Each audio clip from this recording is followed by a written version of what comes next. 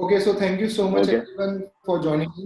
Today's theme is how to scale your healthcare venture. So now there is a lot of focus on healthcare, and we have awesome founder who is scaled up his healthcare venture or scaling up his healthcare venture. He's going to share his experiences. So we do a brief round of introduction. Yatindra, if you can briefly introduce yourself. Yeah, so hi myself Yatindra. Currently we are working on to building up a device wherein we are working on to the healthcare measurement related to parameters related to body temperature measurement and heart rate measurement. Okay, so it's a digital watch that we are building up, and there is also a service which includes doctor consultation if required. So this is something that we are currently working on. Okay, and Yatindra, just to get better context about you, since when you started this business? We started since last 2 years, but that was like we are not doing it full time, but that is something that we have started doing very recently. Okay, and what would be your expectation from Manish for his talk, his presentation, or what are the things that you would be interested in? Yeah, so my expectation in terms of scaling up is something that I would like to understand more about it, because as we started very recently, so scaling up is something, if we have a good discussion around it, so that it will be something which will be useful in our own case. Okay, and we had asked some of our members to have some questions. So Manish, I have a few more questions that people had asked who will be watching the video. Sure. So Manish, if you can briefly introduce yourself and take the session ahead. Okay. Cool. Man, first, thanks for giving me the opportunity to talk to your viewers. So I'm Manishs Journey. I studied at IIT Bombay. I graduated from IIT Bombay back in 2004, and after that, I worked for a while, and then wanted to really get into healthcare. And the prime reason was I really believe that the science of healthcare has gone actually far too deep, but at the same time, the reach has. I think there's a lot of reach needs to happen. The other thing also we observed was that there was a big changes in healthcare trends that was happening in terms of while we are getting better and better at solving what is called as a reactive, healthcare in the sense if you have a problem, I think you reach a doctor or a hospital, most of your problems will be solved. And but over a period of time, I mean, the disease trends like right now the non-communicable diseases like diabetes, hypertension, and diseases like that, they are becoming more and more prominent. Um, and becoming a leading cause of death and Okay. others as well.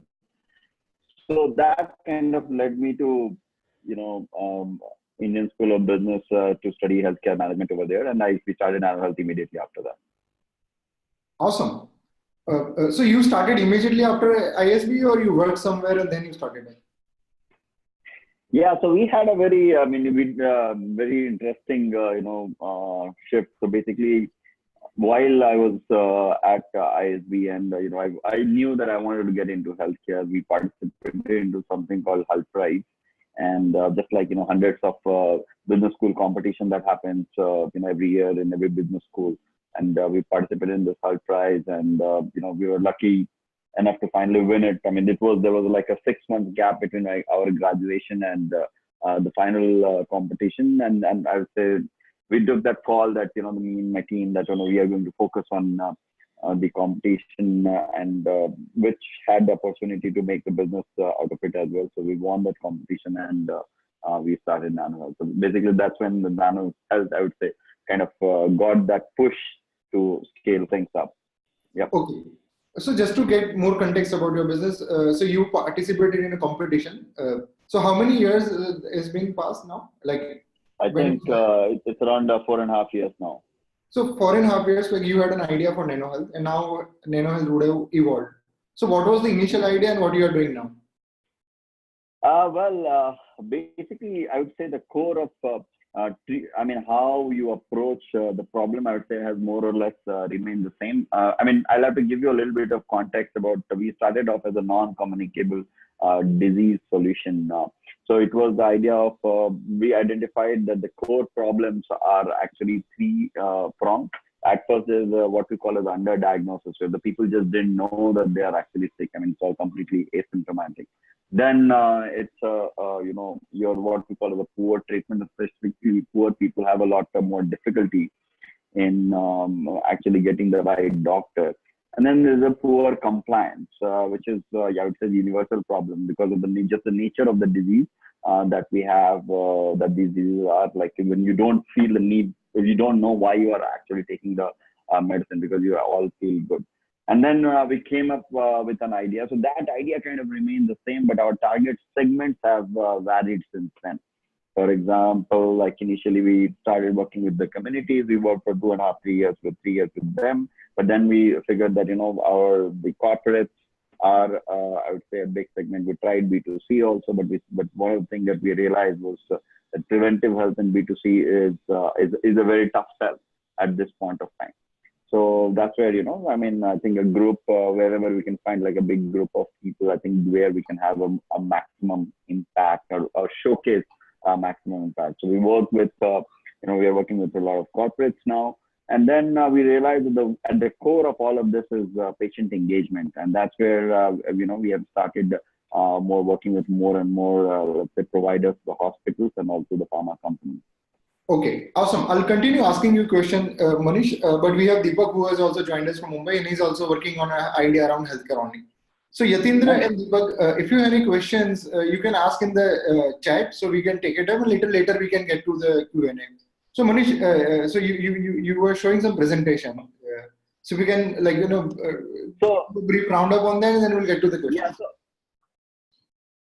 right. So I think, I'll just kind of take a step back and talk a little bit about healthcare as in general, why it's different, why it's not like what we have seen in e-commerce or, food tech or, so one of the reasons is healthcare has a very, very long value chain. Like right from when someone understands that they're actually a patient or they're a user to a doctor to after that into a pharmacist and then you need to keep taking the medication over a period of time and so on. So it has a very long value chain. The second most important thing is it has a lot of stakeholders.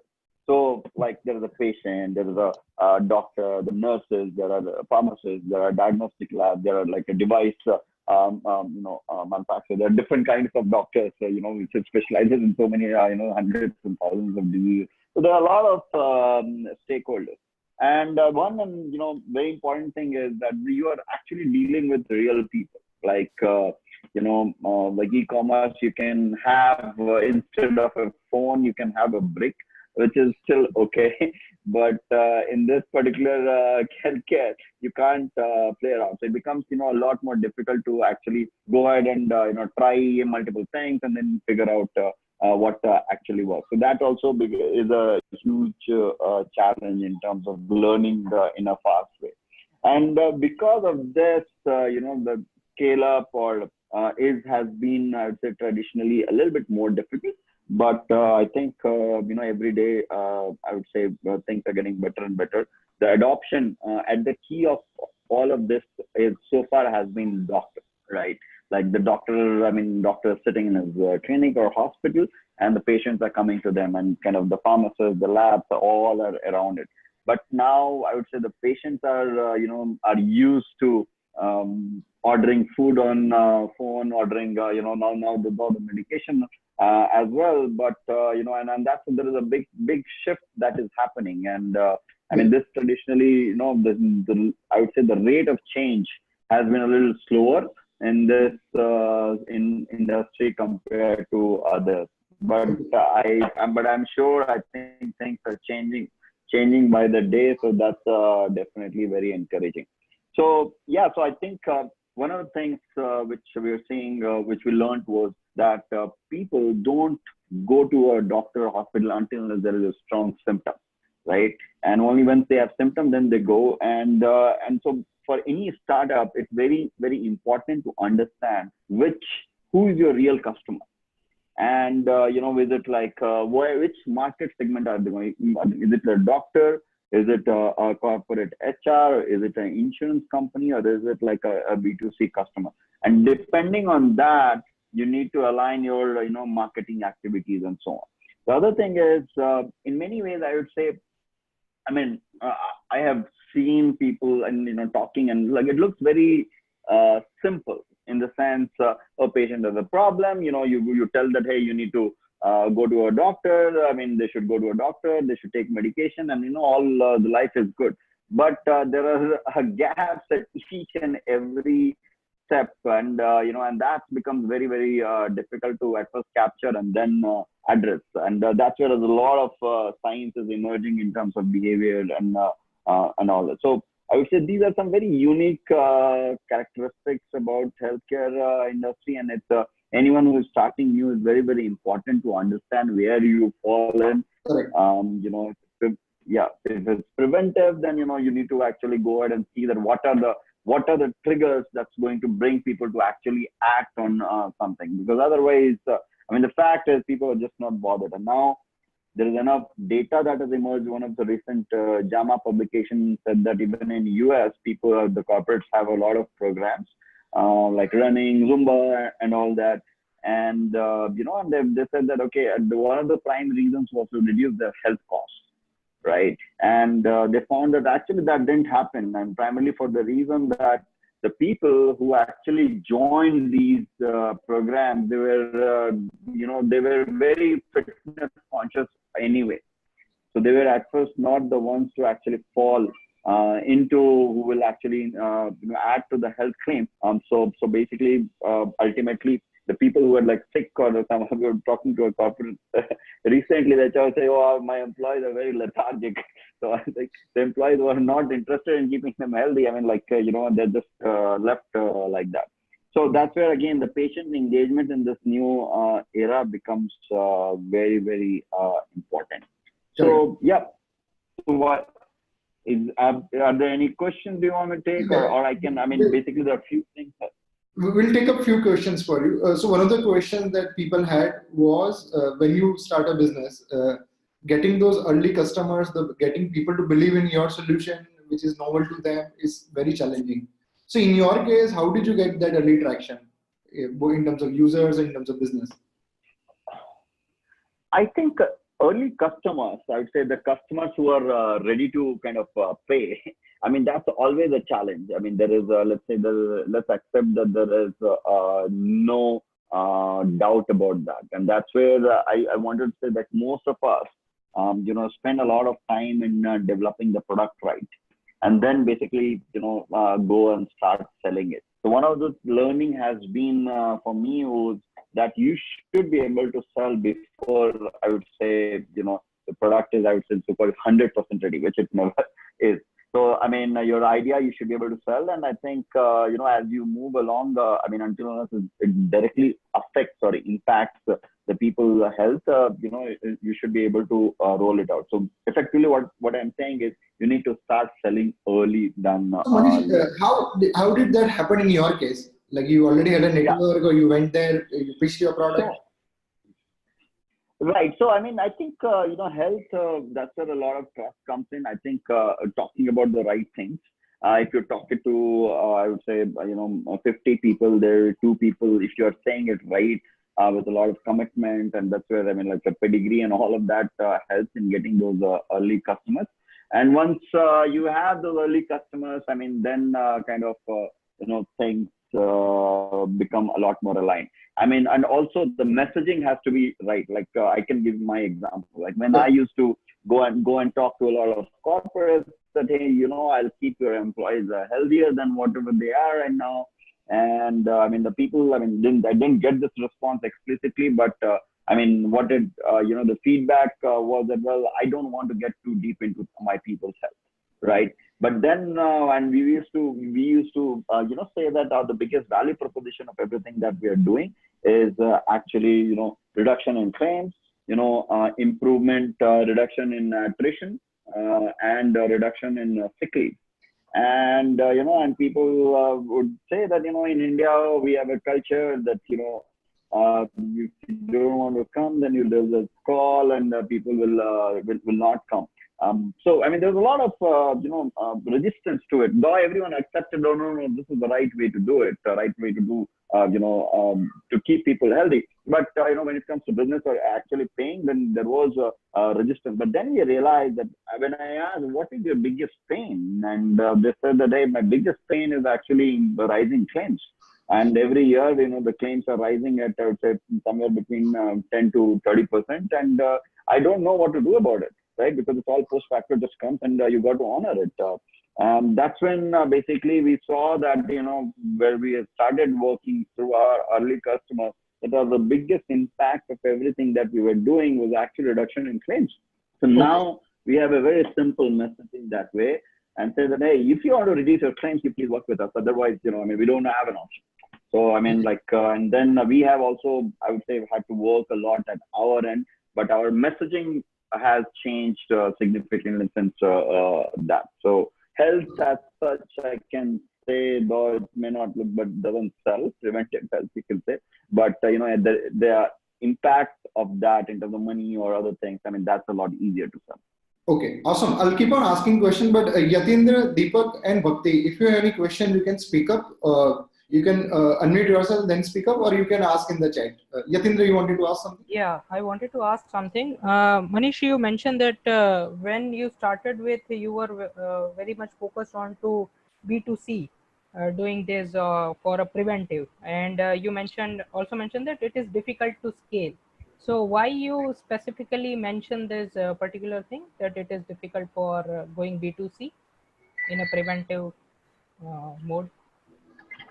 Yeah, so because, the reason is that the people, if there are no symptoms, right, like a fitness can still sell because people want to look good, right? But if you talk to, tell 100 people that, hey, you have high cholesterol or you have high hypertension, and then if you'll find that, hey, 1 month later, the day you come back for a follow-up checkup, what percentage of people will actually come?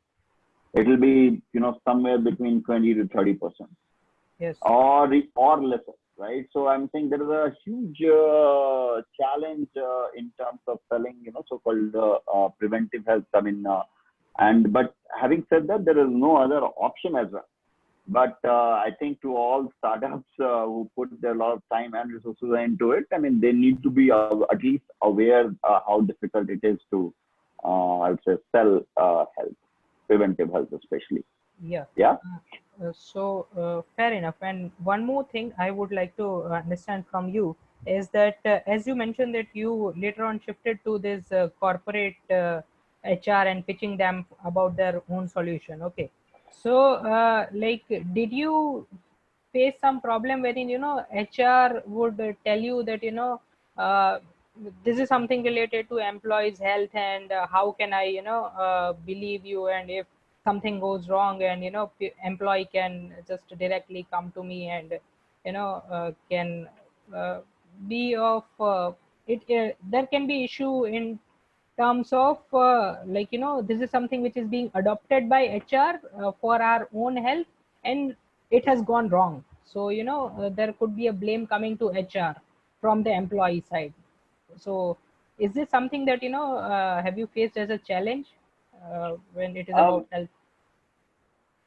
Right. So I think that's more about building trust and basically the kind of quality of services that you provide. And as I'm saying, health is a lot about trust. That's one of the reasons why it can't scale very fast, right? So it takes its own time, and but then again, your approach towards health, your pedigree, your current customer, your references, all of that becomes very important. For example, like the data that we have, I emphatically say that I will let the data talk, right? And let the analytics that we have been able to show over a period of time talk, and not me. So I let that's definitely, if you have, once we have reached that scale, you can definitely let the data lead the discussion and not your feelings, right? Yeah. Right. So I would say I would say not. I mean, yes, there are always a concern, but not. I would say huge concern. Yeah, when it comes to health, there people will always be very careful about. Yeah, Okay. I'll security and keep on yeah. asking few more questions. Deepak, Bhakti, if you have any question, you can just speak up, unmute yourself and speak up. Else, I'll ask next question. Yes, Hello. Deepak. Yeah, Yes. Deepak there. Yes. The very first I am Deepak and I joined bit late, so I missed out the initial part. But I have one of the question, so Jatin sir might get idea what I will be asking. So I'm planning to have one of the startup. We can say it's not related to the healthcare product, but it is related to the healthcare document management. So whatever the documents we get when we visit to any hospital or we get any treatment, so we can say planning or working on that to make it in a digital platform. My question is that I stuck at a point. I know about my concept. I'm pretty much clear about that one, but to gather or we can say to validate and to get the feedback, so stuck at a point. So from where I should start, from the patient side or from the doctor side, or shall I approach to the first to the pharmacist? So the area which I'm planning or I'm thinking is that the patient, doctor, pharmacist, that we can say labs, and we can say the insurance procedure, whatever the documents are included in that one. So I just want we can say insight or a feedback that which one should I first target, and from which, or we can say how can I move ahead, or I can start for this one. Okay. Yes, Manish. My Right. question might not be in line with No, no, the. Deepak, that's fine. Manish is an experienced person. He would have a good insight for your question. Yes, Manish. Right. No, I think that's a very very good question. I think the first question which we need to ask, is that who wants this digitized report? Do you think the patients really care about whether they have a digitized report or not? Do you think at this point of time the doctor, for example, wants to give or read digitized report? Well, I mean, in these two cases, the answer, I mean, they want to, but whether they are ready to pay for it or not I would say at this point is a question mark. Let me give you an example of US. After it took 10 years for US to change, I would say, at the time when the doctors were, only 3% of the doctors were giving digital prescription to near 100% at this point of time. It took 10 years.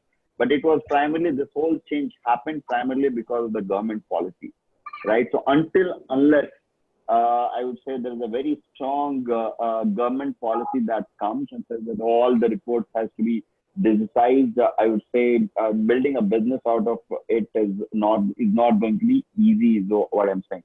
But having said that, I think there is already big change happening in labs, because the labs data comes from the machines, the digital data comes.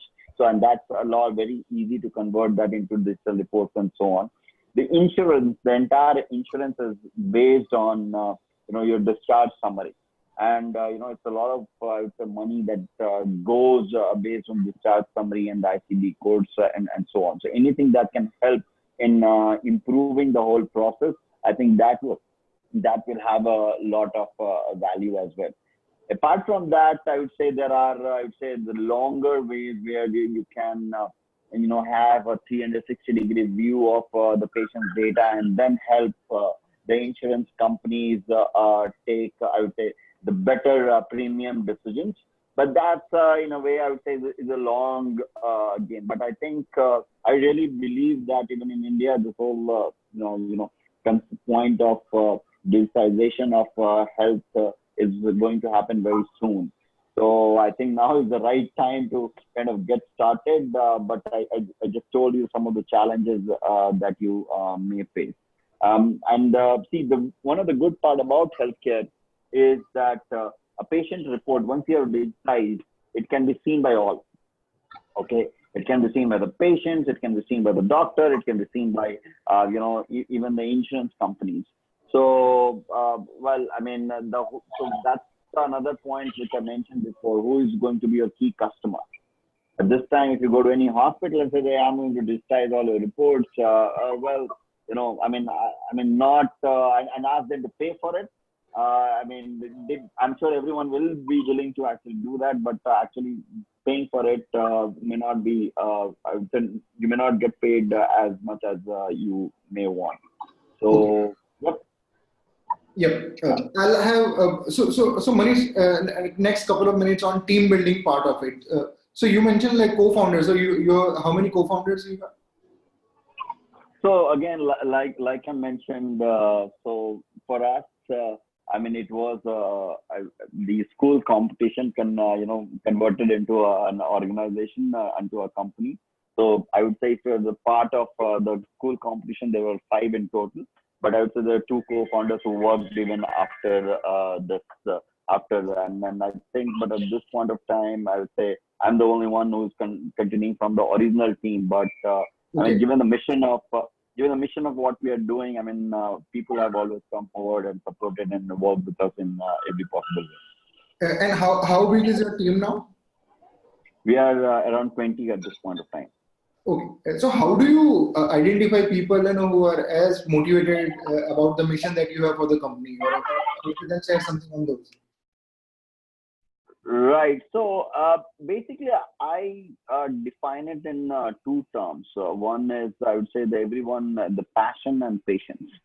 So, passion, I would say, is about like how passionate I am for the goal, right? And that's something which you can figure out from, I would say, let's say, the homework that they have done about the company, or what's the background, or what's their background, which is actually leading them to do this. And the second is patience in terms of healthcare by design, as I said, is a lot based on the trust. So, and there is no quicker way of build that trust. It's not like e-commerce. And so you need to have that patience as well.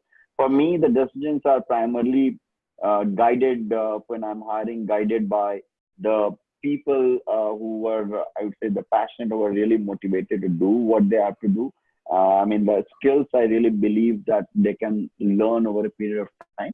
But the passion is, I would say, way more important than the skills. Yeah. Okay. And what are the challenges you are facing now in the 5th year of Nano Health? Yeah. So I think finding out the right sales team is always a challenge in terms of, who can really share your passion. And that I remember I was talking to someone in a group, and basically one of the guys came and asked me, hey, are you one of the co-founders? And I'm like, yes, why would you say that?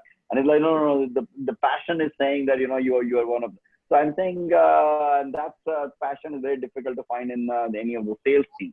So I think finding the passionate sales guy who considers this business as yours is always, I would say, a difficult challenge. I think in terms of product at this point of time, that may not be the biggest challenge out there. So finding the right sales guy, finding someone who really shares your passion for like other things. In any startup, you need, I think, the entire team to be ready to take on any challenges they may face. So I think, the finding such people, making sure that, and once they share your vision and views and passion, I think they will stick with you. So sticking with you is also taken care of, right there. Yep. Okay. And one of the key things in a healthcare business, and in your case also, there are a lot of collaboration with government bodies, hospitals, organizations, NGOs. So what is the mindset that you have to do, carry, so that you can do that well? Any secret sauce that you have? So I think the fact is that everyone is very guarded when it comes to healthcare. And, somewhere there is a real challenge where the collaboration within healthcare is not as much as you'd say in different industries. So at least in our end, we have taken the call that we have no problem in, extending our hand and leg in making sure that the collaboration happens. So, and then over a period of time, it will talk for itself. So, I mean, to the government, I won't say I would say usually pure sale.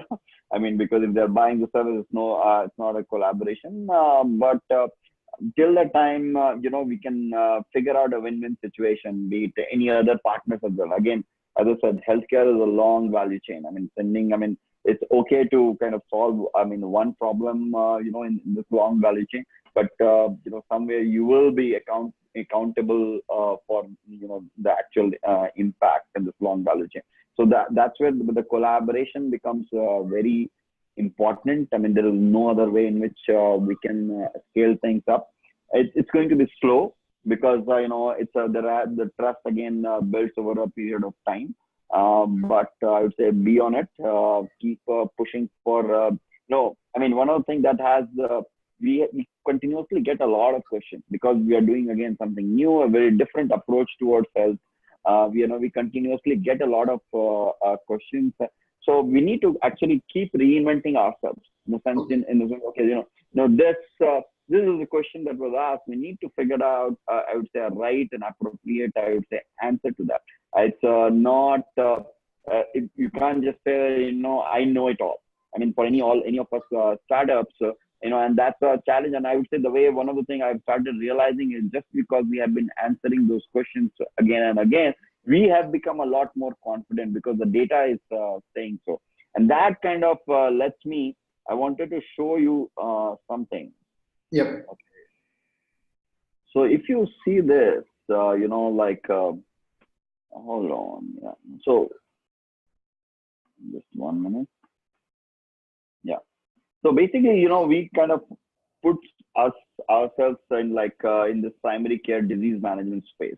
So if this is the disease progression that is happening, and on the right hand side you have acute care, and the wellness is I would say the variables and disease. But we put ourselves that kind of putting the one in the center and making sure that they are all connected to one another. And one of the things. So if you see this, like what is causing the most premature death? Let's say in India, there's one death out of heart attack and stroke every 12 seconds. And if you see just the ranking of the diseases and what are causing a premature death, there is people who, I would say adults, if I were to talk about, right? So there is a lot of diarrheal diseases, right? I mean, they are going down, but the things like related to heart disease are going higher up. So we need to focus a lot more on the on diseases like so-called lifestyle diseases like diabetes and hypertension. But the problem remains for all. And basically, our solution is that it starts with the basic, simple, I would say, health assessment. But based on that, we are able to tell that what is the right provider they should go to. I mean, whether you need more, diagnostic tests, you need more doctors, you need, the specialists, and so on. And then again, I would say the health coach, along with our proprietary technology, kind of keeps a periodic check and kind of ensures that, what is whether you are in control or not. And whenever there is escalation or, your disease parameters are not in control, you need to go back to the doctor. So in the hindsight, I mean, I have heard, actually, the providers or the doctor saying, you are taking the patients away from us, and then now the health coaches are saying it. But actually, it adds to a lot more patients in to them. The reason is that because of these asymptomatic diseases, we are identifying a lot of these patients early and asking them to go to the doctor. The other thing, when it comes to the other word for that, is patient engagement. So if you ask any of the doctors, any of the hospitals, how many patients have come back when you have asked them to come back, right? So the way it works is, if there is a pain, if there is a problem, I would say the people will definitely come back to the doctor. But if there are, everything is good, then they almost never, the return rate is very, very low. And this again, we kind of increase the compliance or the return rate significantly. And how we do that? And we do that by something like this. If you see this analytics, so it says that somewhere, we are at first identifying that in any cohort it may be, right? So like, what is the risk? Now, these are the people I said very high risk who are, I call them ticking time bomb. It's like they can actually, fall any time. So these are Okay. like, for example, systolic above 180.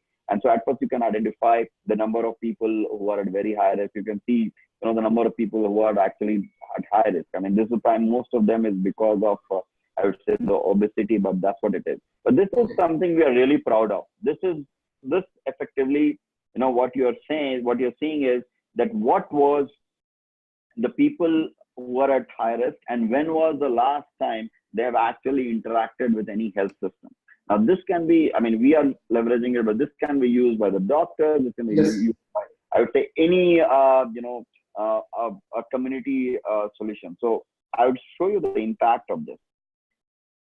So these are the people who are at a very high risk. And, actually, this is live data. So, I mean, I was seeing in the morning, there were the people who are like, who had not interacted with this number.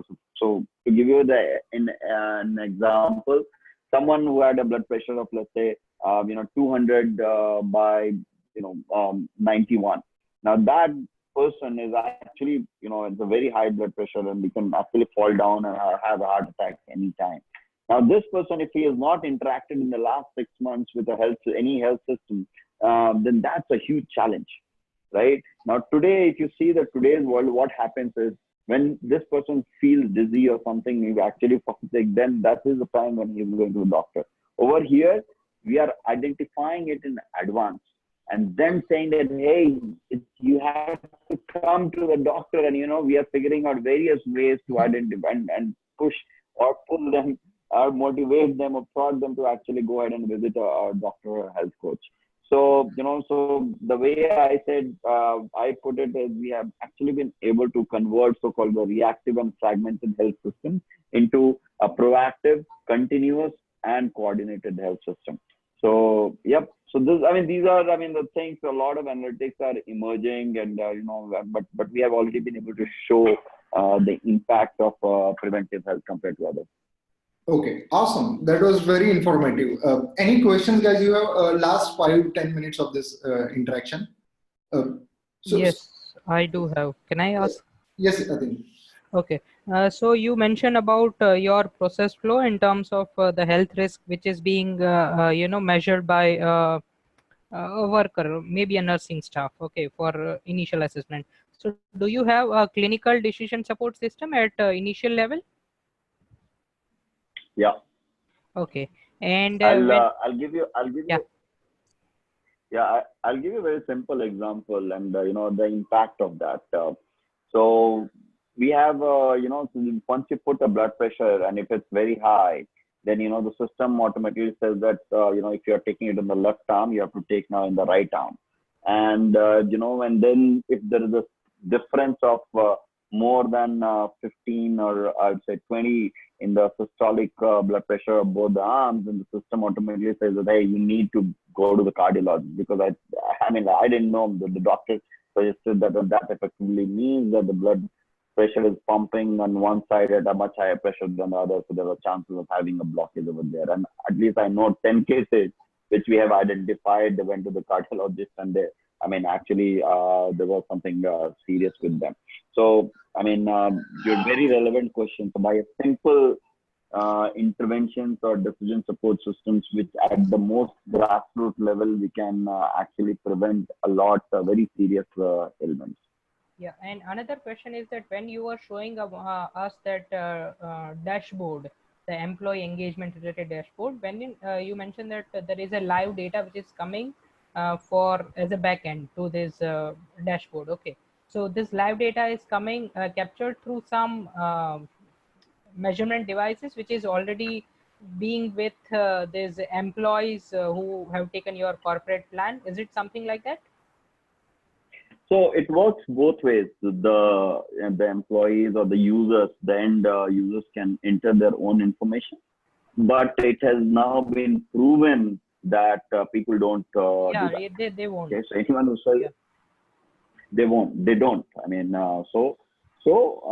That's where the health coaches becomes very important. Okay, so because they kind of ensure that the people come and then they enter their information with them. So I would say that is a challenge, but there is no other way. There is just no other way. I mean, just informing people that, hey, you should go to a doctor for XYZ reasons. And if you don't think there are, I mean, if they don't feel any pain, it's very, very difficult to actually make them comply. Yeah, yeah. So just a small question here. If you can replace this with some health monitoring device at that particular time, will it solve your problem? So I think what I'm trying to say is that there is a very important role that these point of care devices can play, and I mean, that's where the clinical information comes in. I mean, so it's very, very important, and we are continuously looking at more and more point of care devices where we can gather like the relevant information about the end user.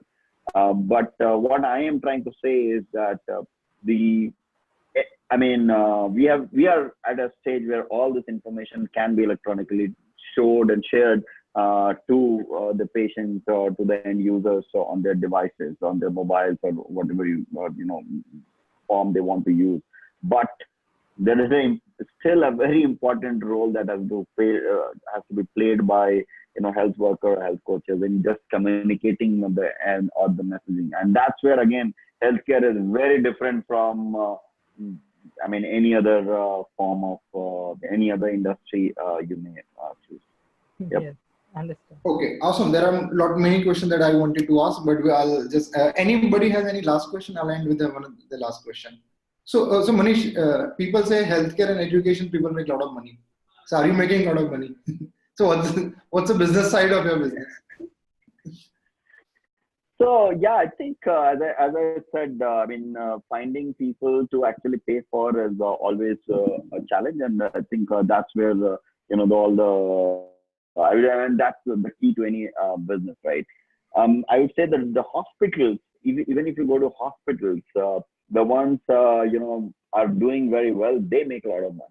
Okay. Right, but there are still, you can find enough hospitals where the patients are not going, and they're like just losing money because you still got to pay for all the doctors and everyone. I would say in terms of the startups, I would say there are very few people who are actually making money within healthcare. But when it comes to us, so we have seen a sea change when we changed our messaging from selling health to selling reduced health claims. Okay. So that was I would say in some way a turning point for us. I mean, a lot of people kept telling us that no one wants vitamins, everyone wants painkillers. So for me, I was like, if you can keep people healthy, people will be more than happy to pay for it. But that doesn't work. I mean, that didn't happen. It has been, I would say, my learning of my life for sure. And I was away. I couldn't sleep for a few nights. I mean, just while I was realizing this. So yeah, I think as a business, we have figured out after like a lot of trial and error, we have figured out that these are the areas which we want to be in and which can bring us maximum value. And now is the time when we have started scaling things up. I mean, till now, I mean, like I'm saying, I mean, we couldn't sell better health. We could not. Okay. Awesome. Yeah. So Manish, yeah, I think, sorry, go ahead. You are based in Hyderabad. So are most of the customers are from Hyderabad? What are the advantages of being in Hyderabad? I think Hyderabad has a very good ecosystem, both for, I would say, the startups and the healthcare. So I think you can find the best of doctors here, a lot of pharma companies over here. I mean, startup ecosystem is also very nice. So I mean, like when after Hard Price, when we were taking a decision whether to move to any other city or not, we found that Hyderabad kind of tick marks and all the key things that is required for a new startup. So yeah, but we are scaling. So we have now operations in Bangalore. We have operations in Mohali. So basically, our customers are kind of pulling us in new cities. So yeah. Awesome. Thank you so much, everyone. There are a few more questions that I had, but we'll have to end this program. And thank you so much, Manish, Yatindra, Deepak, Bhakti, and Pranav. I'll upload the video tomorrow, and any more questions that you have, you can ask in the comments over there. And thank you so much, Manish, for joining in, and everyone else. Thank you so much, and thanks. I hope it's useful for everyone on the. Yeah, absolutely. With this, I'll just end the meeting. Thank you. Thank you.